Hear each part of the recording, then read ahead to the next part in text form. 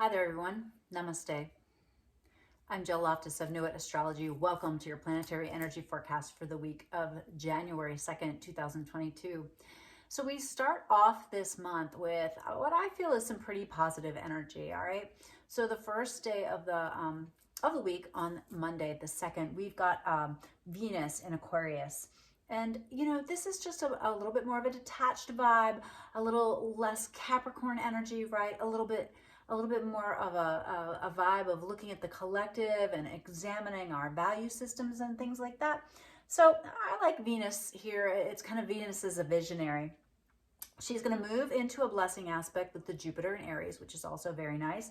And then, we also have this Mercury that's in Capricorn, right? It's moving backwards, right? Retrograde.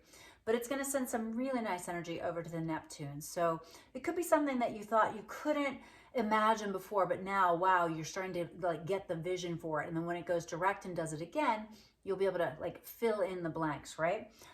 Sun, Capricorn, squaring over to the Chiron in Aries all week. So it's a little bit of a kind of a heavy vibe, just kind of an undertone, but I really like this for practical ways of healing, solving kind of these problems of being too independent, right? And on not being reliant on others, or not creating a structure of your own life so that you have people that you can rely on, and perhaps healing that. And it could be your worthiness piece, right? It could be just that you've trusted the wrong people, and it's time to heal that, to learn how to value yourself and only trust people who are trustworthy, right?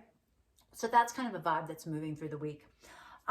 I like on the 4th, we've got a precise sextile from the Venus in Aquarius over to the Jupiter. So a really nice little blessing. There's also really beautiful energy flowing from the Sun to the nodes and to the Uranus on that day. So the 4th, I'm liking that. It's kind of a little bit of a lucky day.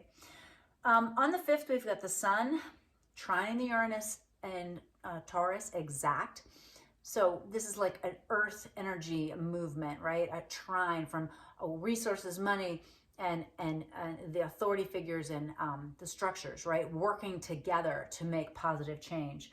So I think that's going to help the Chiron Sun square. Now we've got a full moon on the 6th. It's at 16 degrees, 22 minutes of Cancer, 6:08 p.m. on the east coast of the United States. It sends a nice blessing beam over to the Uranus. I like that. But it's also, the Sun is across the sky from the moon, right? That's a full moon, but Mercury is right there near the Sun. They're getting ready to come together. And so there's a real push-pull between head and heart here, because the Mercury in practical Capricorn and the moon is full in this very touchy-feely, emotional Cancerian energy, right? So, but it's a great time to bless, acknowledge, release, sever, stop any negative Cancer energies. So this could be oversensitivity. This could be keeping too much in your shell, right? But you really have to look to see your chart to see what area of life that is. But Cancer is the sign ruled by the moon, so she loves to be there. And so I really see this as an opportunity to harmonize the head and heart by letting go of the negative thinking patterns that may block that feeling, or even the idea that maybe emotions are bad, because they're not, right? It's a question of what they put you into motion to do, right? If you're overly reactive to your emotions, yes, then they can be negative forces.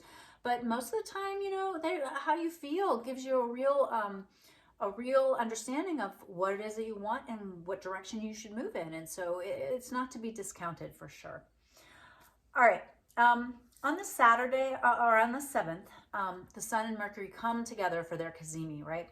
And it's almost like I don't know, the way I feel about this is it's almost like a tractor beam, right? The Sun is pulling the Mercury in, and so the Mercury weakens, and then it hits the Sun and it gets like, they're together, right? So it's a very strong Capricorn energy. It can give weight to your thoughts. It can give heft to conversations, like some sticking power, almost like a Saturnian kind of vibe, especially in Capricorn, right? So it's a good day for serious conversations, serious thinking, and always remembering that, your words have power. They really have power. On the 8th, we've got the Mercury in Capricorn sending a blessing beam up to the Uranus and Taurus, right? So it's almost like kind of like how it was refined in the sun, right? Helped to burn away the things that you realized were not necessary or important so that you can realign with what matters to you, right? It's part of what Uranus and Taurus is doing, right? It's breaking things down, shaking things up so you can kind of be like, oh, wow, like these fundamentals are important. How do we take care of the fundamentals, right? The Taurus areas of life. So, kind of an interesting wrap up to the week, and you're going to really start feeling, as this month progresses, we have Mars and Gemini go direct, and then we'll have Mercury go direct, and then we'll have Uranus go direct, and all of a sudden, man, it's a whole new world as we are in a rush towards the change, the huge amount of change that we're going to start to feel come March of this year. All right, well, I hope this was useful, helpful. I already did the tarot, and it was super interesting. It really looks like some positive, powerful changes coming up for all of us. So be sure to stick around for that tarot. And I appreciate your support. Like, share, subscribe, and I wish you the best this new year. Hi there, friends.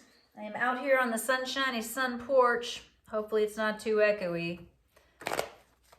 I'm going to do the Isis Lotus Tarot spread for the week of January the 2nd, 2023. See what's going on for the week. Hope you are all having a wonderful launch into your new year. Moving past that Venus, Pluto. Excited about the Jupiter in Aries. All right. So, as you know, we start out with the basic influence of the past, the card that kind of created the current situation. We have the King of Swords, right? So, it's possible that an authority figure kind of put the kibosh on something, or, said no, or we found out there's some rules we have to play by, but if there's some kind of practical, logical blockage to where we were coming from. All right. Now here's you in the present circumstances. 8 of Swords. So self-limiting, feeling concerned, thinking that there's no way forward, right? She can reach up and take that blindfold off, right? It's all a construct of her mind. So this is a card that indicates some powerful, positive thinking needs to take place. Practical, positive thinking. The environment that you're dealing with. 9 of Cups. All right, everybody is just kind of like wanting to have a good time and move on. A lot of times you could read this as abundance, but I'm feeling like this time is kind of like this, everything's okay, don't worry about anything. And so that's the environment you're in, right? And then the culmination of the influences, we've got the 4 of Swords, which is, I need to be prepared, but this is not quite the time to move forward, right? So it means that I still take practical approaches, but I also do some self-care. I position myself well for what is coming next. Key card of the future, 10 of Pentacles. Abundance coming your way. Goodness coming your way. The resources you need are coming towards you. And so you need to be ready to receive, to embrace, to believe you're worthy of it, and then also know what to do with that goodness. So there's going to be 2 moderators here. The World card, nice. So this is the final card in tarot. This means you've got it all. You've brought it all together. You have abundant opportunities. Anything is possible, right? On the other side, we have the King of Wands, who, has a little bit of a temper, a little bit irritable, is really tired of Mars being in Gemini. All right. The near future key card, Ace of Wands, new initiation, right? Starting something new, like going for it, something that you really want, and taking that leap, putting the fire of your imagination, the fire of your heart behind it. Now there's 2 modifiers here. On the one side, on the World side, we've got the Page of Pentacles, practical approaches, but also a vision, a visionary. you know, because he has the ideas, right? With the King of Wands and Ace of Wands, we've got the Tower. All right, so, you know, if you've got this King of Wands and you're like really, you know, trying to like go for something and achieve it, this is more of achieving through force and force of will. There's going to have to be some change. On the World and Page of Pentacles sides, we've got the happy family. All right, this is good. This is blessing. This is harmonious change. All right, very harmonious change. With the King of Wands in the Tower, we have the Five of Wands, arguments, stress, difficulty. All right, so we're beginning to really see that there are two specific ways that they suggest we move with the energy this month, or this week, not this month. All right, and our other possible solutions or progressions. So with the World side, we have the Moon. So this is about emotional fulfillment, but this is also understanding that there's more to it, right? There needs to be some intuition. You need to feel into the situation, all right? On the King of Wands side, we've got the Three of Cups. So eventually you are going to have a good outcome, even if you do kind of aggressively go about things. You still have some reasons to celebrate, some abundance, some joy, some goodness. On the World side, we've got the Queen of Cups, the Healer Queen. She has a wonderful emotional intelligence. It's lovely paired with the Moon. So this is healing, but also this is nurturing, caretaking. It's lovely. With the Three of Cups, the Eight of Pentacles, focused on gaining skills that they'll take you towards your future. This is something you've already been working on. So pretty interesting week, right? So we start out with this Ten of Pentacles. Something comes in, whether it's information or money or abundance that we can start moving with. We choose.